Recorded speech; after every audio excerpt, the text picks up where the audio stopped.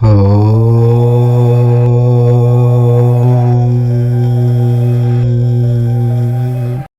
మంగళవారం ఏకాదశి.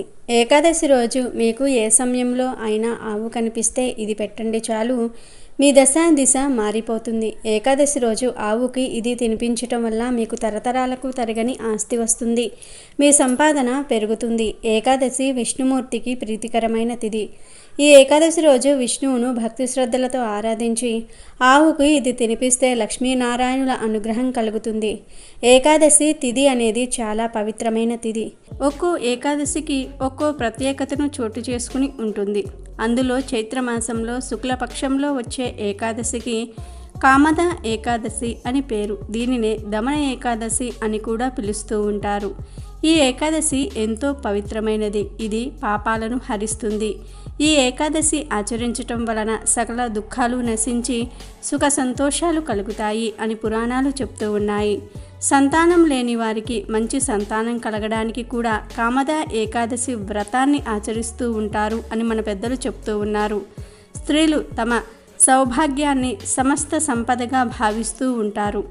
పూజా మందిరంలోనైనా దేవాలయాలకు వెళ్ళినప్పుడైనా తమ సౌభాగ్యాన్ని గురించే దైవాన్ని ప్రార్థిస్తూ ఉంటారు.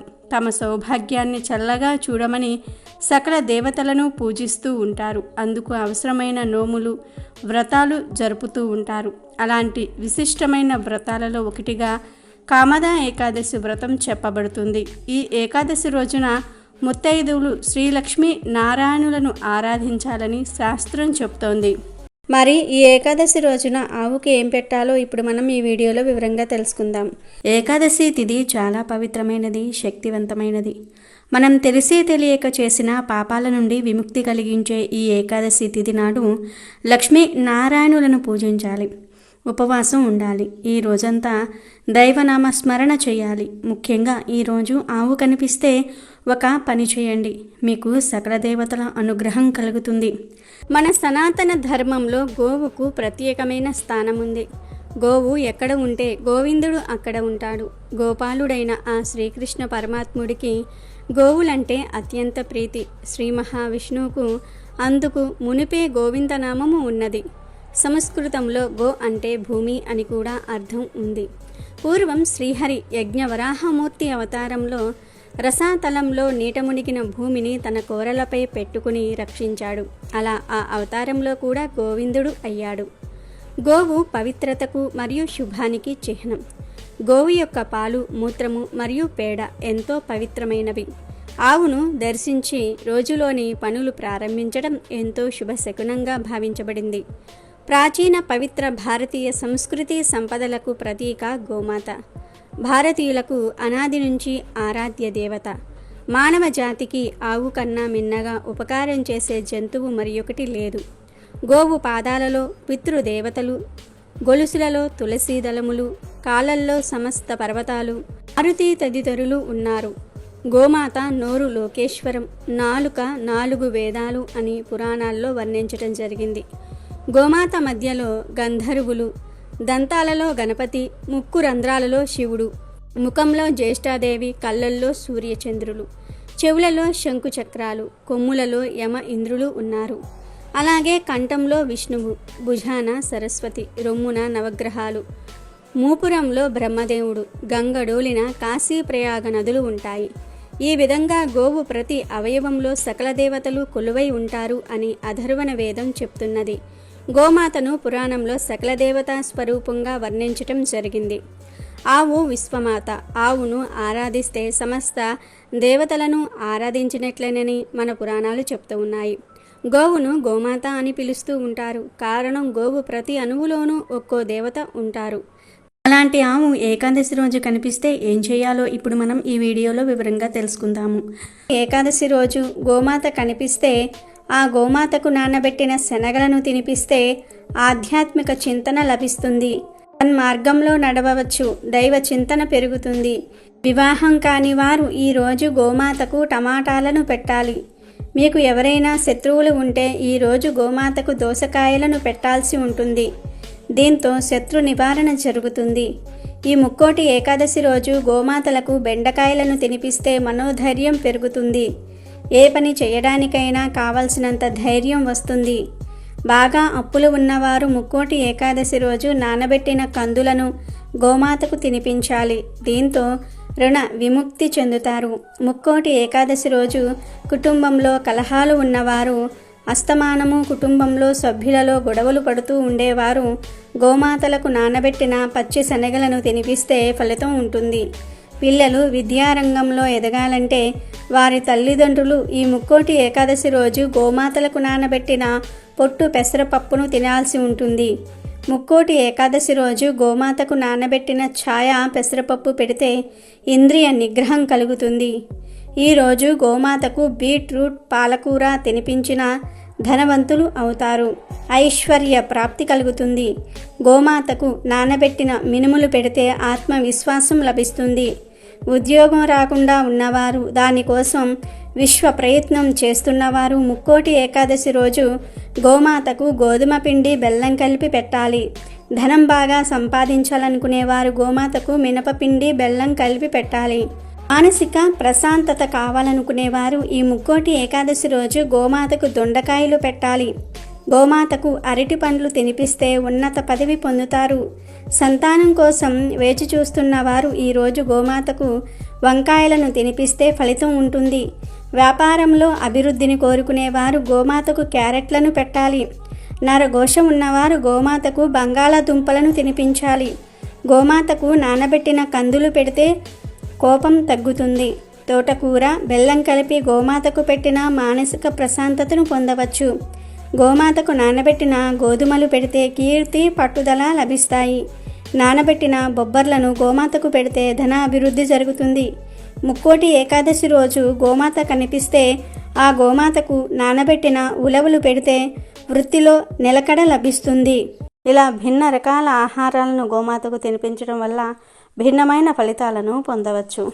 ఈ ఏకాదశి ఉదయం మరియు సాయంత్రం స్నానం చేసే నీటిలో లేత వేప ఆకులు వేసుకుని స్నానం చేయాలి. ఇలా చేస్తే సకల పాపాలు, దరిద్రం, దోషాలు ఆ నీటి ద్వారా పోతాయి. అష్టైశ్వర్యాలు, భోగభాగ్యాలు కలుగుతాయి. ఒంట్లోని వ్యాధులన్నీ కూడా నయమవుతూ ఉంటాయి. మీ ఇంటికి, ఒంటికి పట్టిన దరిద్రం వదిలిపోతుంది. పట్టిందల్లా బంగారం అవుతుంది. ఇలా ఈ రోజున ఉదయాన్నే తలస్నానం చేసి పరిశుభ్రమైన వస్త్రాలను ధరించి లక్ష్మీ నారాయణులను పూజిస్తూ ఏకాదశి వ్రతాన్ని ఆచరించవలసి ఉంటుంది. ఉపవాసం, జాగరణ అనే నియమ నిబంధనలను పాటిస్తూ ఈ వ్రతాన్ని ఆచరించాలి. కామద ఏకాదశి వ్రతాన్ని ఆచరించటం వలన స్త్రీల సౌభాగ్యం స్థిరంగా ఉంటుంది. ఇక వైవాహిక జీవితంలో ఏర్పడే సమస్యలు కూడా ఈ వ్రతాన్ని ఆచరించటం వలన తొలగిపోతాయని అంటూ ఉంటారు. ఇందుకు నిదర్శనంగా పురాణ సంబంధమైన కథ కూడా పురాణాలలో వినిపిస్తూ ఉంటుంది. ఈ కథను విన్నంతనే జన్మల పాపాలు పటాపంచలవుతాయి. ఈ పవిత్ర కథ గురించి ఇప్పుడు మనం తెలుసుకుందాము. పాండవులలో పెద్దవాడైన ధర్మరాజు శ్రీకృష్ణుడితో ఇలా అన్నాడు. శ్రీకృష్ణ పరమాత్మ, చైత్ర మాసంలో శుద్ధ ఏకాదశి పేరు ఏమిటి? దాని మహత్యం తెలుపుము అన్నాడు. దానికి శ్రీకృష్ణుడు, ధర్మనందన, పూర్వం దిలీపుడు కూడా వశిష్ఠ మహామునిని ఇలానే అడిగాడు. అప్పుడు వశిష్ఠ మహర్షి దిలీపుడికి పురాతనమైన కథను ఇలా చెప్పటం ప్రారంభించాడు. దిలీప, చైత్రమాసంలో శుద్ధ ఏకాదశి పేరు కామద ఏకాదశి. అధికమైన పుణ్యాన్ని కలిగిస్తుంది. దీన్ని పవిత్రతను తెలిపే అతి పురాతనమైన కథను చెప్తాను, శ్రద్ధగా విను అని ఇలా చెప్పటం ప్రారంభించాడు. దిలీప, ప్రాచీన కాలం యందు బంగారపు రత్నములతో అలంకరింపబడిన మనోహరమైన భోగిపురం అనే ఒక పట్టణం ఉండేది. ఆ పట్టణాన్ని పుండరీకుడు అనే ఒక మహారాజు పరిపాలిస్తూ ఉండేవాడు. అతను గంధర్వ, కిన్నెర, అప్సరసల చేత సేవింపబడుతూ ఉండేవాడు. ఆ పట్టణంలో లలిత అను పేరుగల అప్సరస ఉండేది. అదేవిధంగా లలితుడు అనే గంధర్వుడు కూడా ఉండేవాడు. వారిరువురి మధ్య పరస్పరం అనురాగం ఏర్పడి వివాహం చేసుకున్నారు. దంపతులు అయ్యారు. వారిద్దరూ ఎంతో అనురాగంతో జీవిస్తూ ఉండేవారు. ఒకరిని విడిచి ఒకరు ఉండేవారు కాదు. ఒకరోజు ఆ పట్టణ ప్రభువైన పుండరీకుడు నాగులకోను గంధర్వులతోనూ కొలువు తీరి ఉండగా ఆ సభలో లలితుడు పాట పాడుతూ ఉన్నాడు. ఆ సమయంలో అతని భార్య అతని సమీపంలో లేదు. ఆ విధంగా భార్య గురించి ఆలోచిస్తూ తాను పాడే పాట లయ తప్పి వినడానికి కష్టంగా మారింది. ఇక కర్ణ కఠోరంగా పడుతున్న విషయం కర్కోటకుడు పుండరీక మహారాజుతో చెప్పాడు. దానికి రాజు కోపించి, బుద్ధిహీనుడా, ప్రభువు ఎదుట గానము చేయుచు భార్యను తలుచుకొని ఏకాగ్రత పోగొట్టుకుని పాడుతూ ఉన్నావా? మాంసమును మానవులను తినే రాక్షసుడిగా అవ్వు, ఇదే నీకు తగిన శిక్ష అని శపించాడు. ఇక వెంటనే లలితుడు రాక్షసుడు అయ్యాడు. భయంకరమైన ముఖం ఏర్పడింది. వికృతమైన కన్నులు వచ్చాయి. అతని చేతులు 8 మైళ్ళ పొడవు ఉన్నాయి. నోరు కొండ గృహవలే ఉంది. అతని కళ్ళు సూర్య చంద్రుల వలె ప్రకాశిస్తూ ఉన్నాయి. కంఠము పర్వతమంత ఎత్తు పెరిగింది. ముక్కు రంధ్రములు విశాలమైన కన్నుల వలె ఉన్నాయి. పెదవులు 4 మైళ్ళ పొడవు ఉన్నాయి. మొత్తంగా అతని శరీరం 4 మైళ్ళ ఎత్తు ఉంది. ఆ విధంగా భయంకరమైన రూపాన్ని లలితుడు పొంది కర్మ ఫలితాన్ని అనుభవిస్తూ ఉన్నాడు. ఇక లలిత భర్త యొక్క వికారమైన రూపాన్ని చూసింది. శాప విమోచనం ఎలా అవుతుంది? నేను ఏం చేయాలి? ఎక్కడికి వెళ్ళాలి అని బాధపడసాగింది. ఇక భర్తను విడిచి ఉండలేక లలిత కూడా అతనితో పాటుగా మహా అరణ్యంలోనికి వెళ్ళింది. ఆ రాక్షసుడు కామరూపుడు అయి ఉండటం వల్ల అనేక వికృత ఆకారాలు ధరిస్తూ ఉన్నాడు. భయంకరమైన అడవులలో తిరుగుతూ మనుషులను చంపేసి తినేస్తూ ఉన్నాడు. భర్తను ఇలా చూసి బాధపడుతూ లలిత ఒకరోజు అద్భుతములతో కూడిన వింధ్య పర్వత ప్రాంతానికి చేరుకుంది. అక్కడ లలిత ఋష్యశృంగ మహర్షి ఆశ్రమం చూసింది. వెంటనే ఆశ్రమంలోనికి వెళ్ళి వినయపూర్వకంగా మహర్షికి నమస్కారం చేసి నిలబడింది. మహర్షి లలితను చూసి ఇలా అన్నాడు, నీవు ఎవరు? ఇక్కడికి ఎందుకు వచ్చావు అని అడిగాడు. దానికి లలిత, మునేంద్ర, నేను వీరధన్యుడు అనే గంధర్వ రాజకుమార్తెను.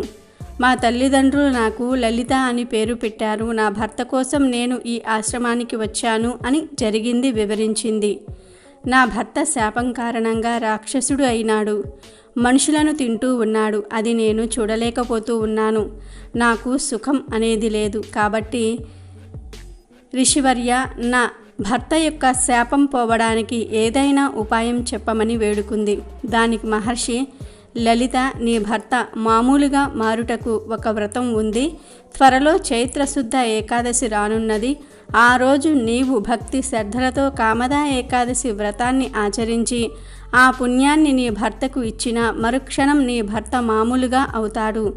రాక్షస శరీరం పోతుంది అన్నాడు. ఆ విధంగా లలిత కామదా ఏకాదశి వ్రతాన్ని భక్తి శ్రద్ధలతో ఆచరించింది. దాని యొక్క పుణ్య ప్రభావం వలన నా భర్త యొక్క పిశాచ తత్వం తొలగిపోవుగాక, రాక్షస తత్వం నశించుగాక అంటూ ఆ పుణ్యాన్ని తన భర్తకు ధారాదత్తం చేసింది. ఆ విధంగా పుణ్యాన్ని ధారపోసిన వెంటనే తన భర్త మానవుడిగా మారిపోయాడు. అతని పాపాలన్నీ కూడా నశించాయి. పూర్వం వలె అందమైన గంధర్వుడు అయ్యాడు.